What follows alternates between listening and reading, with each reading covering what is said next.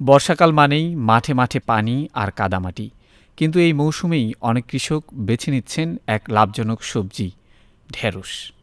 বিশেষ করে দিনাজপুর সহ উত্তরাঞ্চলের উঁচু জমিগুলোতে এখন ঢেঁড়স চাষ হচ্ছে বেশ ভালো হারে। কারণ ঢেঁড়স এমন একটি ফল যা অতিরিক্ত পানি সহ্য করতে পারে না, তাই উঁচু ও পানি নিষ্কাশনের সুবিধাযুক্ত জমি এর জন্য আদর্শ।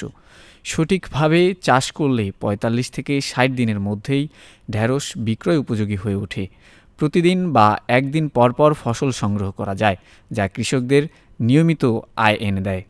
প্রতি বিঘায় গড়ে ২৫ থেকে ৩০ হাজার টাকার ঢেঁড়স বিক্রি সম্ভব, যেখানে উৎপাদন খরচ পড়ে মাত্র ৮ থেকে ১০ হাজার টাকার মতো। ঢেঁড়সের চাহিদাও বাজারে প্রচুর।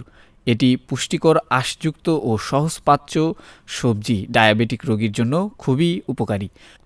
বর্ষায় যেসব জমিতে অন্য ফসল চাষ সম্ভব নয়, সেসব জমিকে যদি ঢেঁড়সের জন্য কাজে লাগানো যায়, তাহলে কৃষকরা যেমন লাভবান হবেন, তেমনি দেশের সবজির যোগানও বাড়বে। সরল পরিচর্যা, দ্রুত ফলন আর ভালো বাজার, এই তিনে মিলেই বর্ষাকালে উঁচু জমিতে ঢেঁড়স চাষ হয়ে উঠেছে কৃষকের জন্য এক চমৎকার বিকল্প।